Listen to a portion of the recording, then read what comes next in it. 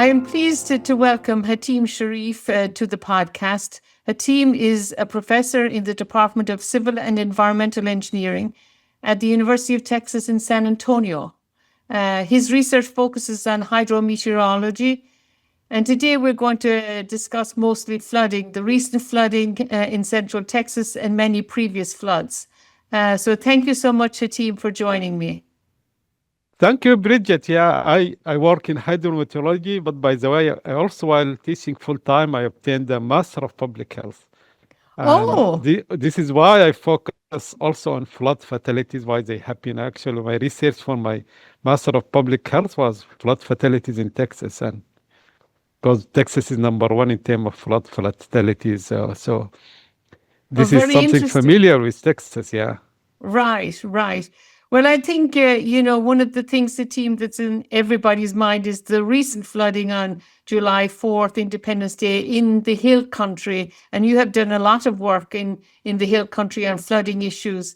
And I know you were following that. And so I think it's interesting to see what the forecasts were like before that flooding. I mean, National Weather Service had forecasts up June 30th before the July 4th flooding, and the day before also with emphasizing the risk of flooding. But then, of course, it happened overnight. It was a holiday and all of those things. So maybe you can give us your perspective on that flooding, Hatim. Yeah, this is a very interesting flooding, and actually it is historic in many measures, as we will discuss.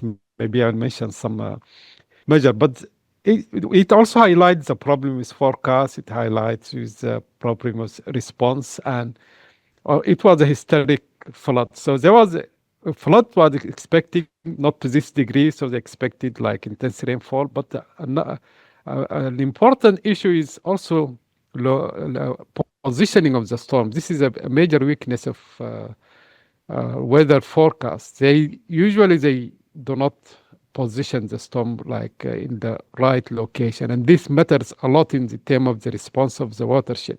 And I will mention some example when we talk about this. For example, for this event, when it happened, of course, it happened overnight. Precipitation was the peak. Of course, it was more than what was expected. And although they upgraded the forecast like at night, but there was a concentration of precipitation over a certain area and over a 3 hour period, or like some parts upstream from Camp Mystic, like over the south fork of the Guadalupe River. If you look at that, this is actually higher than the 1,000-year storm for the 3 hour storm. This is really something historic. Never happened before, like about 10 inches in 3 hours. The 1,000-year storm for 3 hours is like 9.37 inches. And this is, for example, tells you about one problem, the forecast and the positioning of the storm. And another thing, of course, it happened at night. And there is response even from in terms of emergency official and in terms of people also who are exposed to this historic event was not as expected because they are not aware of what was going on. And then in terms of the response of the watershed, because of the storm was concentrated over the South Fork, so the peak was much higher than what was recorded. We have in this region, there was a historic flood in 1932 where the peak discharge at Hunt, which is a little bit downstream from Camp Mystic, was about 206,000 cubic feet per second. In 1987, there was a big event also, and it was about 108,000 cubic feet per second. Of course, the gauge stopped working during this event, but when USGS went and looked at high water marks, the peak for this event was 297,000 cubic feet, which is like 44% than the historic one of 2000 or 208,000, which happened in 1932.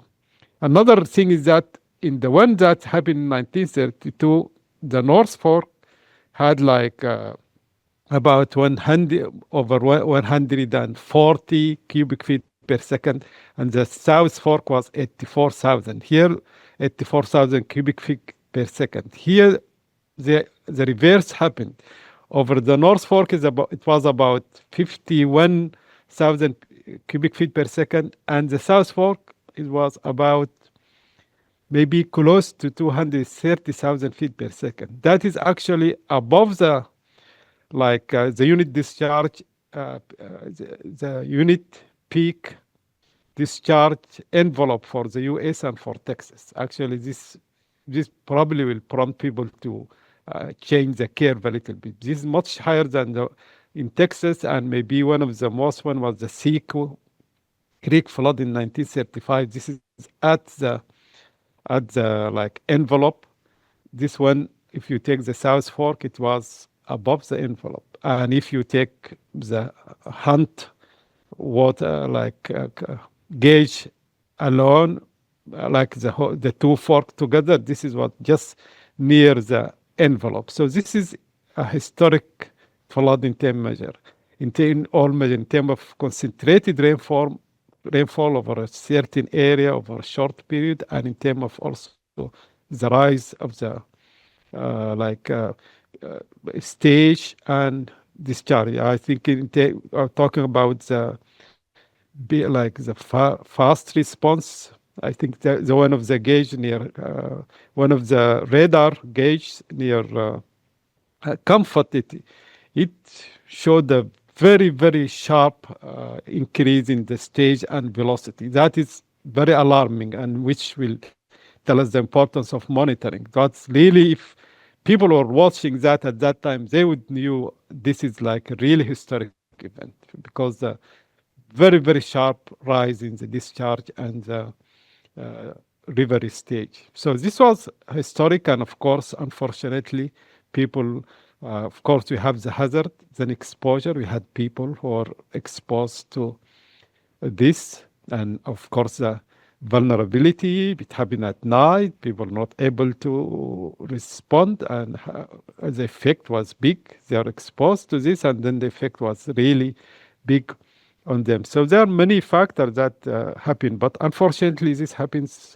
in many situations. Like especially if you talk about camping, I think it happened in Tennessee, in Kentucky, the big Thompson River flood in Colorado. That was historic one. Also, most of the people who were deceased, they were camping actually, and it happened overnight like this one. So those events usually they happen not very often, but when they happen, they were very devastating.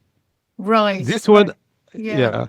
One thing probably people maybe forget about in Texas, and this one eclipsed another flood that happened exactly 3 weeks before, on Friday also. June 12th. Right, yeah. And I guess you're talking about the San Antonio flood, but let's talk a little bit more about this flood before we get onto the San Antonio flood, Hatim. So, I mean, unique in terms of the rainfall intensity, and as you mentioned, it's oftentimes difficult to predict, forecast to where the rain will occur. And so there's a much higher uncertainty on the location of the rainfall than there is in maybe other metrics like the rainfall intensity or the rainfall amount. And that, of course, has huge implications for the flooding, because if you're in one river basin versus another river basin, then it will affect that. And I think Witold Krajewski mentioned that recently in a webinar he gave for the American Institute of Hydrologists. The uncertainty in the location of the rainfall, and you mentioned the radar data, and I guess the National Weather Service uses the multi-radar, multi-sensor system where they incorporate the gauge data with the radar data, and I guess that's about 1 kilometer resolution. and they have it at very high levels, like 2 minutes, 5 minutes, and Yeah, aggregate 2 to 5 minutes. hourly. Yeah. Yeah, right, for 18 hours. So this is very important. And of course, this was an extreme flood, had a huge impact. And so you mentioned flood risk, which includes hazards, exposure, and vulnerability. And 117 people died in Kerr County alone. So that was a huge impact. So huge flood risk. But I thought one of the nice things was that there were 165 people saved by helicopters during the flood. So I guess there was no way for them to get out. The roads were impassable, and so having those helicopters landing, that was a real plus during Yes, the that's event. right. The timeline for this event, the National Weather Service had predicted heavy rain on June 30th for July 3rd, but then issued flood related warnings on the Guadalupe River on July 1st. So there was a lot of warnings, and then flood watch on Thursday, the day before, at early afternoon. And then flood warning at 1 a.m., about 1:15 a.m. on Friday morning, the July 4th. Yes, And emergency alert systems, and then flash flood emergency then at 4 a.m. But I mean, a lot of people didn't get the alerts, and I think this has highlighted the importance of communication and trying to parlay this information to people. And of course, it's a holiday weekend, so we've got a lot of visitors. The camps, also the kids, they don't oftentimes may not have their cell phones and all of this sort of thing. So a lot of things converge to make it to amplify the risk. that's right. Yeah.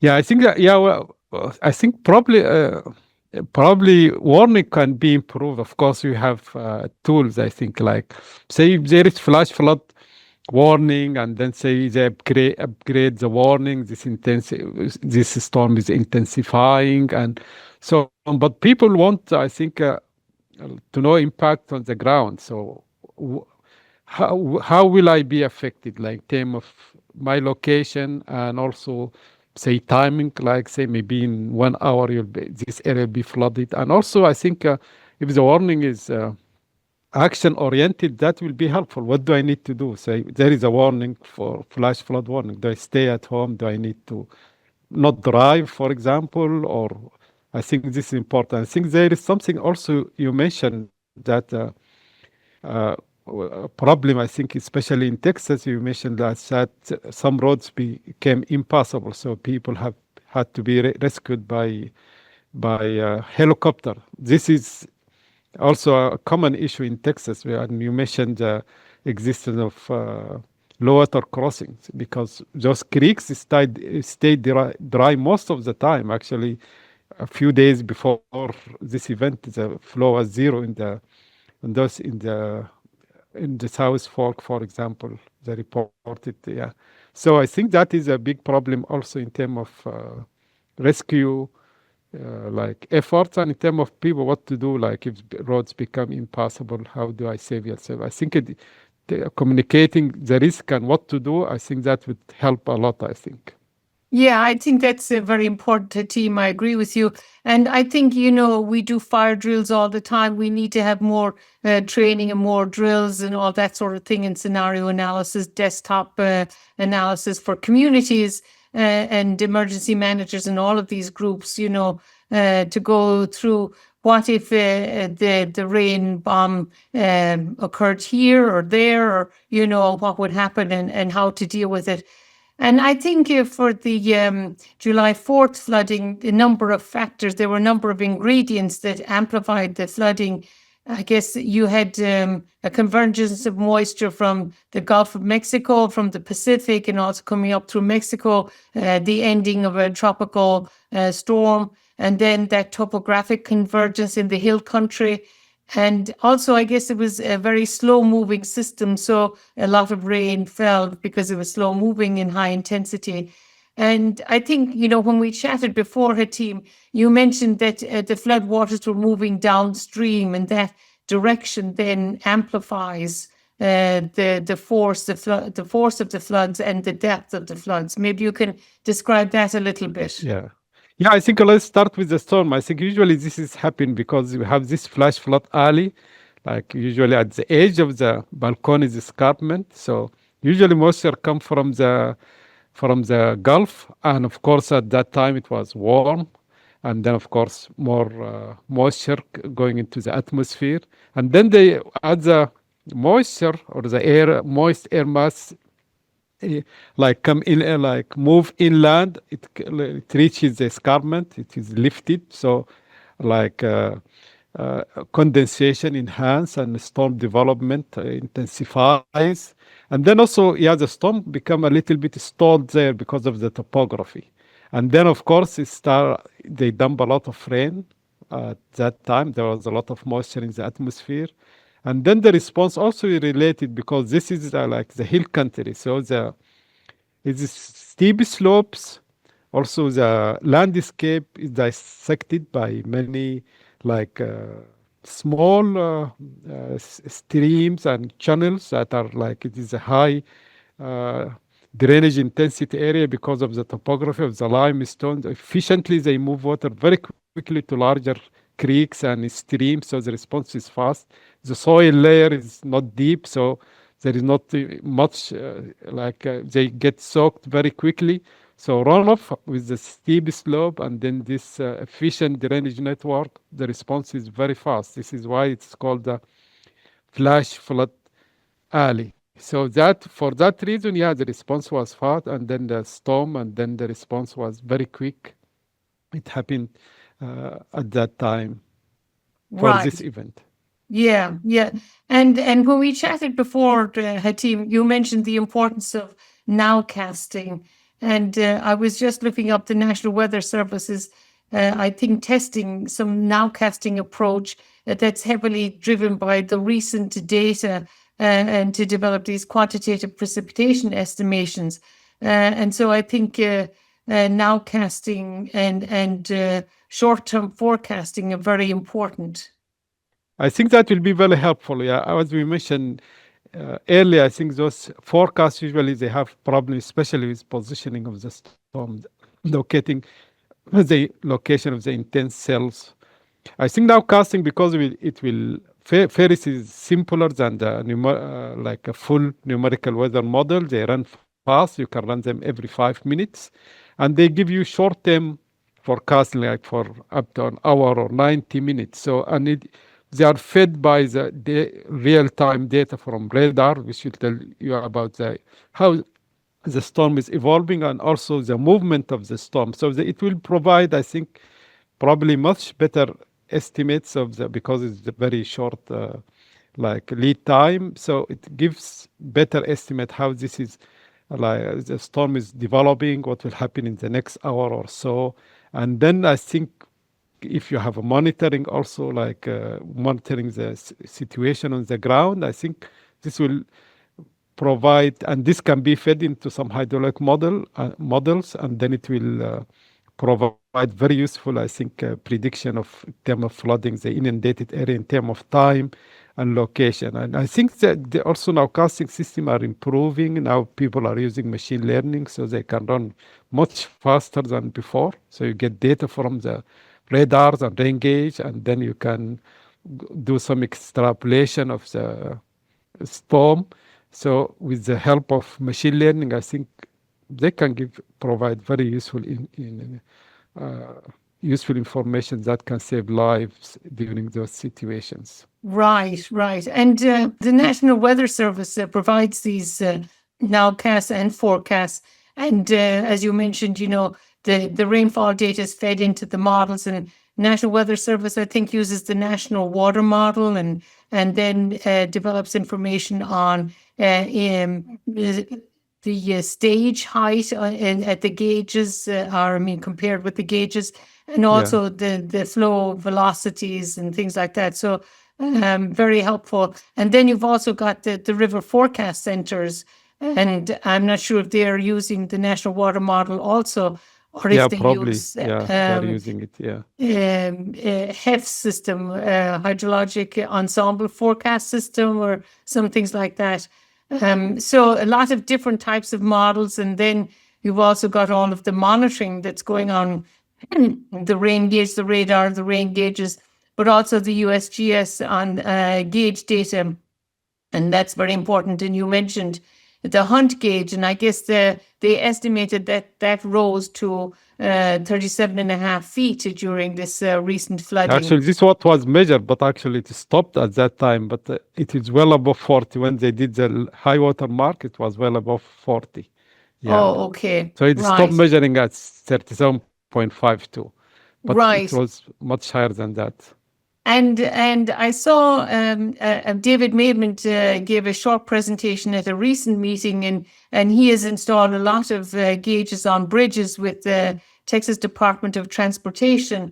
And in his work, he was emphasizing that there was a velocity spike at the Comfort Station, which is downstream of that region, at about 8:20 a.m. And that preceded the flood wave by about an hour. So it gives you additional warning. There's a That's flash right. flood Yeah. wave came about an hour Uh, later. And this yeah, is I a think radar system also, I guess, on the bridges. yeah, monitoring I think is very important. It provide very useful. And in Texas, we have thousands and thousands of bridges. You mentioned we have thousands of low water crossing, but we have thousands and thousands of bridges. If I think we install uh, those radar gauge on bridges, I think that will provide very useful information in real time. I think, and those are they are simpler than the traditional rain gauge, and they can provide real time data.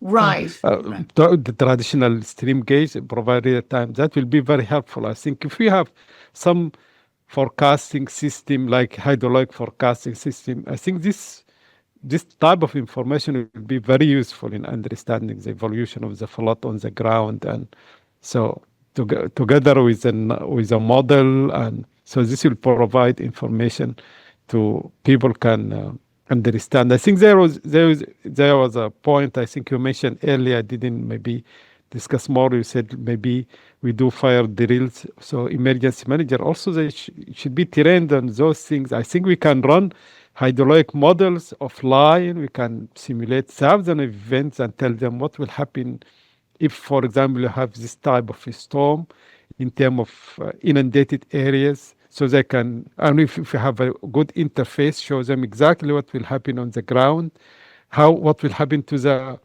roadway network, which roads become impassable if this flooding happen. How do you plan your rescue efforts in this case? Maybe, of course, we need, say, helicopter in this situation, and in this situation, maybe we'll use other roads.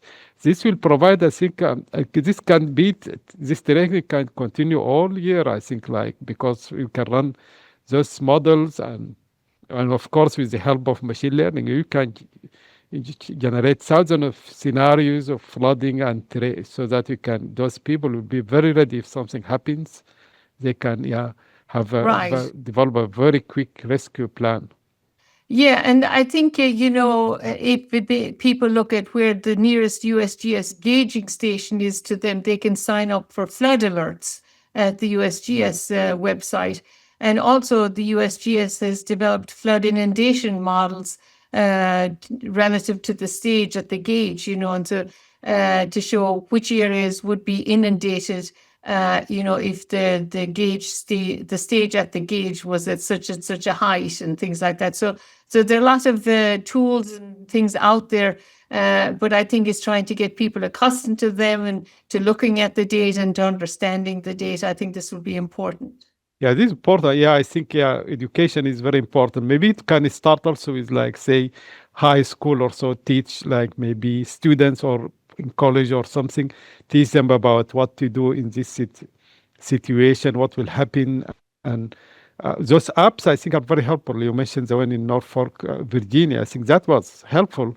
And of course, that helps them is it include tidal flooding. Tide is can be predicted very accurately, so that usually not the case here. It is there is a lot of uncertainty, and then we need to communicate the uncertainty associated with flash flooding. Yeah, I think people can Right. work on this, communicating and educating people. You mentioned the turnaround, don't drown might not work for everybody. I think your Right. younger Yeah. generations they need other messaging, yeah, so that maybe Yeah. will So you prompt them to mentioned take action. the San Antonio floods earlier, Hatim, and you live in San Antonio. So maybe you can describe that flooding because we didn't really hear a lot about it because it was eclipsed by the July 4th flooding. Yes. Maybe you can describe the San Antonio flooding that occurred before the July 4th flooding and what happened in San Antonio. I think about maybe 15 people lost their lives and occurred in the 13. city and maybe you can describe that. Yeah, I think the Kerr County flood was a typical flash flood. It's a fluvial flash flood associated with the channel itself, like the river creek channel. So that is fluvial.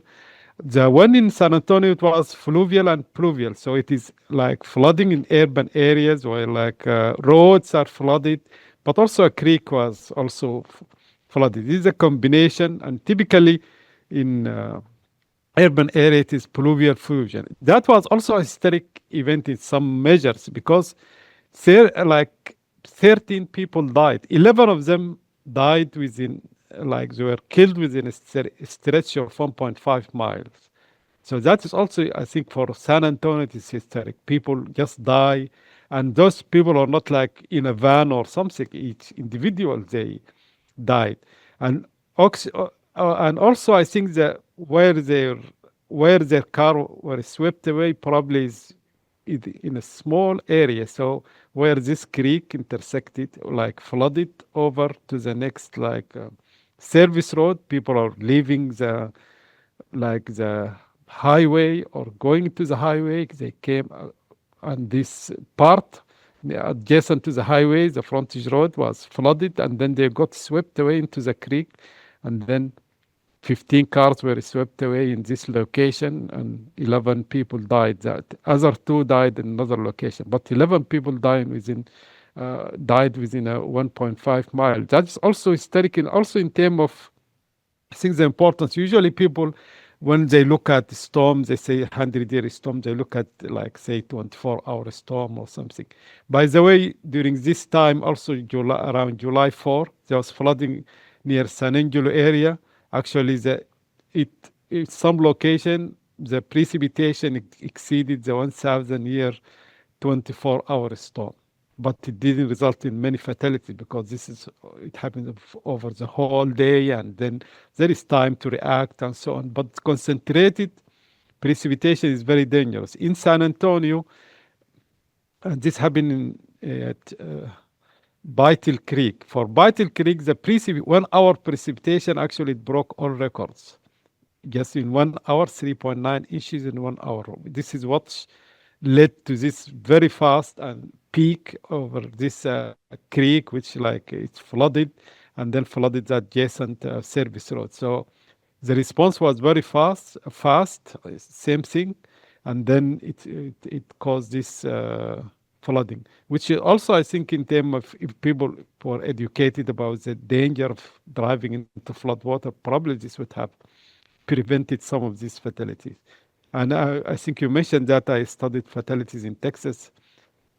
About maybe in some, maybe this changes, of course, every time when there is an event, but so maybe more than 70% of people who die in floods, especially in flash flood in Texas, because they drive into flood water. So unlike the case of Camp Mystic and this one, but this is a typical like situation where people intentionally drive into flood water, and then they get swept away because people underestimate the uh, power of the water. And so if one less than 1 foot and water is moving fast enough, it can sweep away like an SUV, and this is Right. exactly what happened during this event, I think.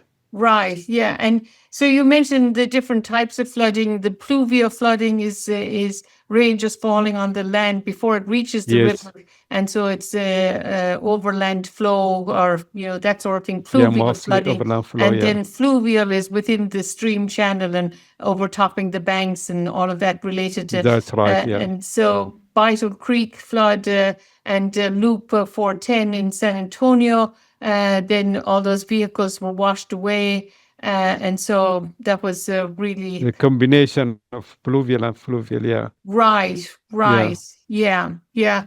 And and the other thing, I mean, there had been the other big floods that occurred in Texas that we remember is the Wimberley floods from Memorial Day in 2015. Was another big flood, and that was in the Blanco River basin, which is adjacent to the Guadalupe River basin in the hill country. Um, and that happened after a long-term drought. We had drought conditions, I guess, from 2011 to 2014. And yes. I guess there were about 12 fatalities again, another holiday weekend. A lot of people there that maybe not familiar with the area, but extreme flooding because of the position of the storm cells over the headwaters. And also during that period, there had been a lot of rain prior to the flooding, and so the soils were saturated, and so that also amplified the flooding. So you did a paper on the Wimberley flood, right? Yeah, we did a paper on the Wimberley flow. Yeah, there are several factors I think that affected that. The movement of a storm itself is a factor, and by the way, we didn't mention that for the Kerr County flood. Also, the storm like over the South Fork was moving downstream. This will also enhance the response of the runoff response. But because this is a historic event, probably the direction orientation of the storm would have it contributed, but probably not by much because this is a really big event. But for Wimberley flood, it made a difference how the storm was moving, and also I think the conditions, and also I think land use changes had some impact during that flood. And that flood was mostly fluvial also. But I think the runoff response was affected by the land use also. And then movement of storm was a factor. And also, I think, as I mentioned, the we mentioned, I think, before, there was a forecast of this intense precipitation, but how exactly, where, and how it will be moving, that made a big difference. So even if somebody knew the forecast and forecast it correctly, but you wouldn't know how it will move, where it will hit, where it will hit the watershed, and then the response will relies on that.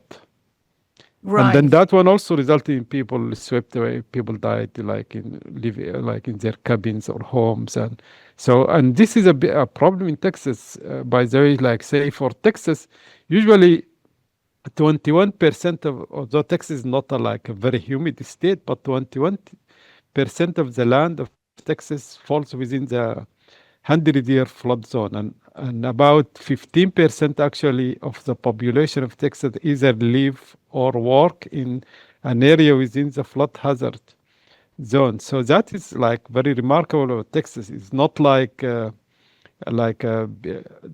very humid state, but I think we have so many creeks in Texas because of the nature of the topography, and they flood not often, but they flood. And when they flood, people are exposed, and then we have this time like these types of catastrophes that happen. This is what makes Texas number one in terms of flood fatalities. Right, right. And, when you describe the Wimberley flood, I think the West Gulf River Forecast Center, underestimated that flash flood. And I guess the rainfall concentrated over like a 7-hour period from 7 p.m. on the 23rd of May. So it was Memorial Day weekend. And then until 8 p.m. on the 24th.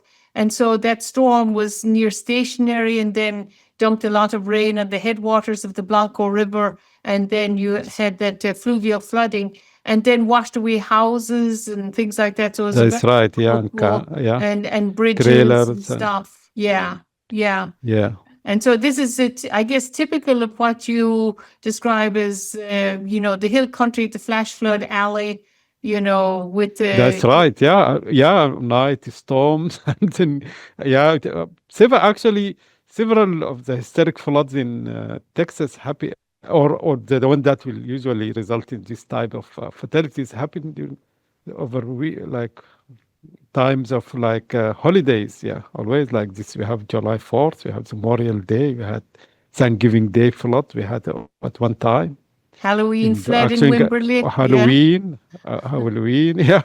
So you have them during, yeah, and right, also everywhere else. I think like people who die while camping or something in some other location of the country. Yeah, people are camping or right. during this time.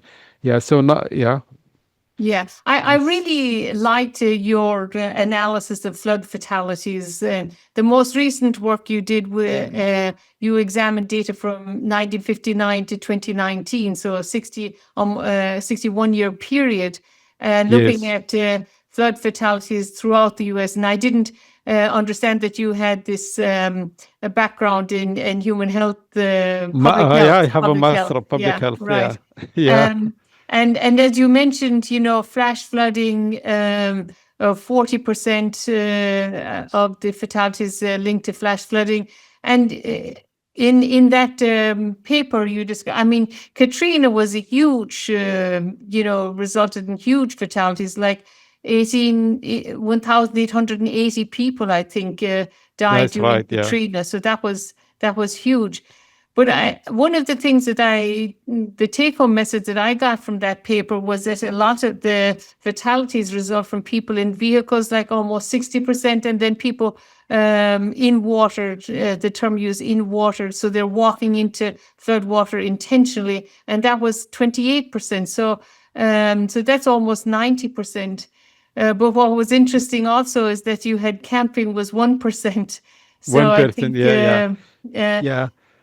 so, I mean, people in vehicles then, they think they can drive through the water, or maybe they can't back up, or maybe they have no way out, or, you Yeah, know, they but I think the response, maybe people communication or social understand this more than me, but I think usually some people, and it happened actually in San Antonio several times, some people, when there is a storm, I need to go home. So they leave their workplace, they need to go home. I need to pick my kids from school. And things, so they try, the action is not like, they never think of maybe I should stay in my place. This is why people respond. And the visibility, many of those fatalities happen at night. I think you cannot properly estimate the velocity of the water and the depth of the water. So usually you think, if you are in a big car, you think you are safe and so on. So I think this is, we need to educate people, especially for driving at night. I think at one time, I think in Austin, they tried to add some information in like like the driver manual. When people get a driver license, they understand about flooding and the force of the water when during those flooding. Like if a street is flooding, you shouldn't drive into a flooded street. This is, I think, one big issue in Texas, one big problem, and one of the reasons why I have so many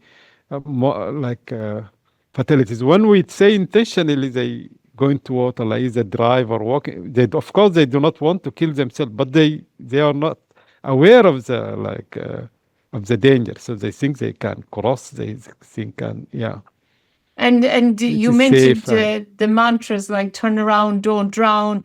And I think Kerry Stevens here at the Moody School at the university conducted interviews with people trying to understand the psychology of people with flooding disasters. And a lot of people think that their vehicle, their big truck can get through it, and that's so right. Yeah.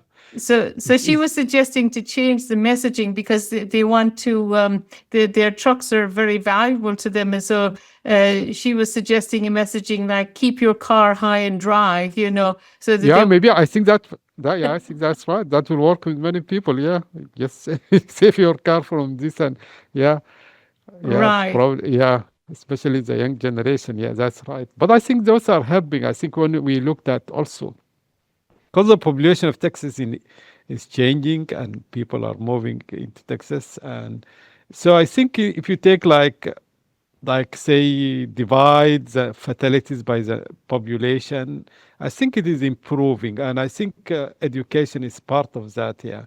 So I think communicating the risk might help further. I think, yeah, we have of course the number of we have big events like this that happen, and every year we have some people dying. Actually, by the way, like in Texas, I think every year some people die in flood in Texas, except for 2011, because you mentioned that the big drought. Actually, this when you look from 1959 until now, every year some people die in Texas, except that for that year.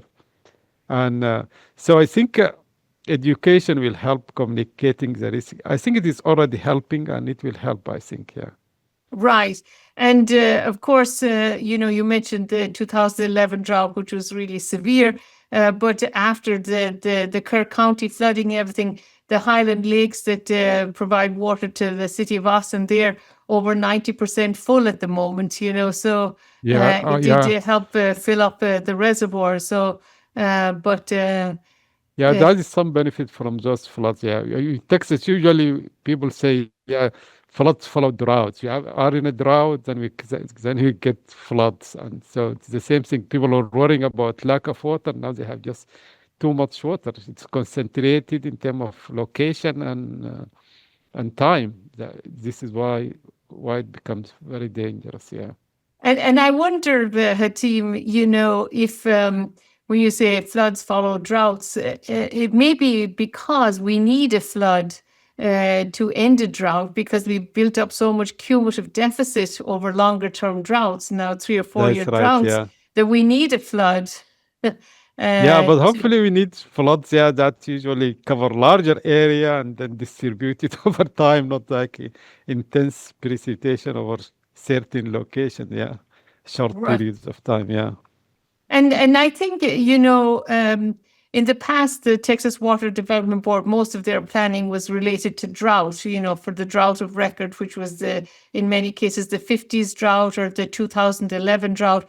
But in recent years, then they have emphasized flood planning, and there's the state flood plan, and 15 regional flood plans being developed have been developed, and they have a And they report out on that. contributed So to that plan, yeah. yeah. So that's really helpful for people to understand. And they talk about, the low water crossings, about 3,000 of them, and where they're located and everything. And then the number of buildings and everything that are within the 100-year floodplain or the 1% risk of flooding, or the 500-year floodplain 0.2%. So a lot of buildings and people, as you mentioned, living in floodplains.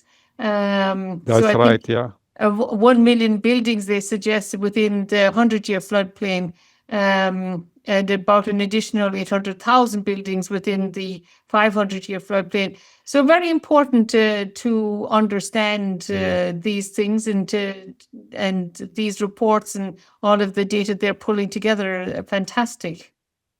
Yeah, that's right. Yeah, I think this is important. I think especially for rural Texas. I think usually municipalities and cities they have enough resources to have the flood plan developed like accurately. And but I think if you look at FEMA maps themselves, you find in rural areas they're not. I think just they're rough estimates. They are not developed like using like detailed modeling because there is not enough resources for that. I think, and some of them actually, some areas like in some of the counties, they do not have well-developed flood map. So I think like a state effort like the Texas Water Development will help, like so that all counties they have like well-developed flood zones, and this will help, I think. But another factor I think is regulation. I think we in municipalities they have some like regulation not to build on flood zone, but I think those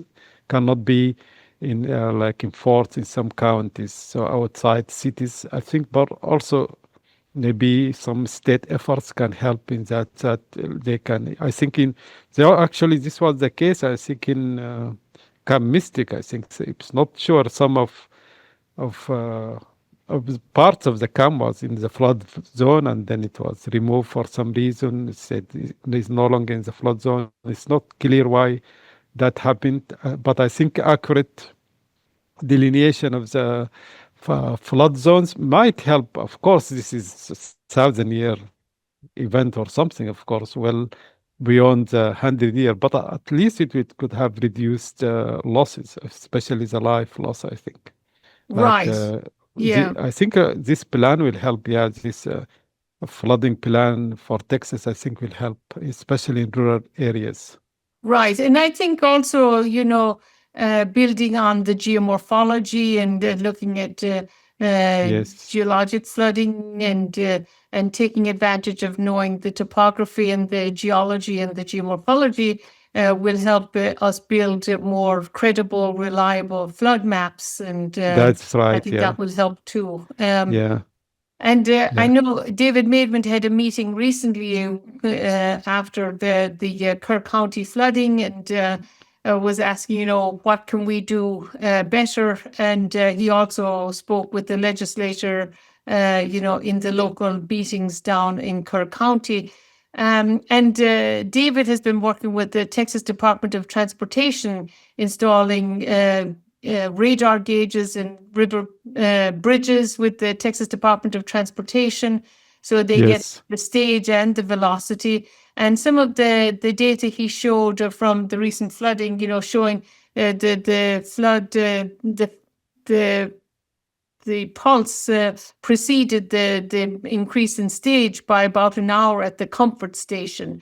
So yes, I think provided additional warning, so the flood pulse, pressure pulse came earlier, and so we could use those data also. So I think they're yeah, installing those over a lot of bridges and more monitoring, as you said. And I think after the Wimberley floods, they installed an additional 3 gauges upstream of Wimberley to improve the monitoring. So more yes. monitoring. Yeah, and I think I'm sure the response this time will be bigger. I think we'll have more monitoring, and I think also we need also to enhance like weather station to improve also the numerical weather models. I think some regions of Texas say there is like some huge gaps in terms of monitoring the weather itself. So I think that also will be part of that, so that will improve forecasting, like numerical model forecasting, and so monitoring will help. I think, but as you mentioned, also I think training is very important. Training of emergency people, educating the public, because of course, if people don't respond to all those warnings, there is uh, no benefit to the community. So I think in terms of educating, training, and having many drills for emergency managers, and also educating the public, telling them what to respond, and improving our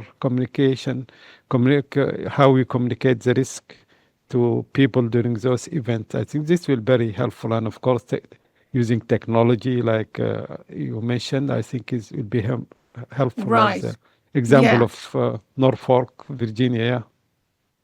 Right. And the example that you mentioned from Norfolk, Virginia, was incorporating flood information into the Waze Yes. Yeah. app that people use for driving. And so, and then they get information from drivers then that feeds back into the system. And so provides on the ground real data. And you mentioned tidal conditions and coastal flooding there, but also regular pluvial and fluvial flooding. So I think That's right. that would be really helpful if people are in vehicles. And since you said that, about 70% of the flood fatalities from your previous analysis were from people in Yes. vehicles. So I think Yes. that would be very beneficial. Um, and as you said, expanding the stream gauge network, the rain gauge network, and then flood inundation mapping. And, when we think about the hurricane system that we have, there's a lot of forecasting done for hurricanes in Texas, and Clint Dawson works intensely in that area. And what they emphasize is the importance of having funding for operations. So it's Yes, one thing that's to right. set up the system, but the other thing is to keep it going. And as you mentioned, many of these regions are dry, maybe 95% of the time. And so to keep That's the right. monitoring network operational will be very important. Yeah, I think, yeah, all those are important. I think one thing probably that can happen. I think since we have a lot of resources now to be allocated to that, it would be good, I think, if, like, say, researchers work on recreating this event, starting from the storm, because now we know a lot about this storm, and then run detailed hydraulic model to, like, simulate how the flood rose. Okay, we have some information from gauge, and also we can run detailed hydraulic model to show exactly what happened over time, how, like, this flooding evolved over land. Also get information about people who unfortunately were deceased, where did they die, and people who saved themselves. We can get this information, how did they save themselves. So we can recreate this event in term in and adding, of course, which roads were became impassable, what happened, how those fatalities, how those people died, and then we can do some scenario. How could we prevent this if we, of course, knew this information ahead of time, or if this happens again, what was the best course of action for people who are in camps, for people like emergency manager, what they do. And I think, and this will help us, I think, in if something like this happens, maybe how we could communicate it, the risk. If we understand what happened exactly, why so many people died, what did the people who saved their life, what did they do, and the number of people who were saved by emergency money, how did were they able to save them. I think this will be a very, very good learning experience, and it will help us, I think, in terms of science and communicating the risk, and also training those emergency managers. Right. And I think Kerry Stevens and Suzanne Pierce here at the University of Texas have funding from National Science Foundation to work with communities and to get a lot of that information, Yeah, people that that is awesome. survived, people that didn't, and, Yeah, what exactly happened, so we can learn from it. And, yeah, we I think, can all do these virtual scenarios, and what if the rain fell here, and what oh would it yeah, be, that is also another fact. because Yeah, yeah, so all of these different things that we can test. So, that's right. um, We have like yeah, a very good case study, I think, a really very good case study in terms of, yeah, understanding what happened and learning from it. Yeah. right. So, thank you so much, Hatim. Our guest today was Hatim Sharif, who is a professor in the Department of Civil and Environmental Engineering at the University of Texas at San Antonio. And thanks for all your research on flooding, especially in Flash Flood Alley in Texas, and also on the public health aspects and the fatalities. Uh, Thank you, Bridget. Yeah. Thank you very much. Yeah. Good to be with you.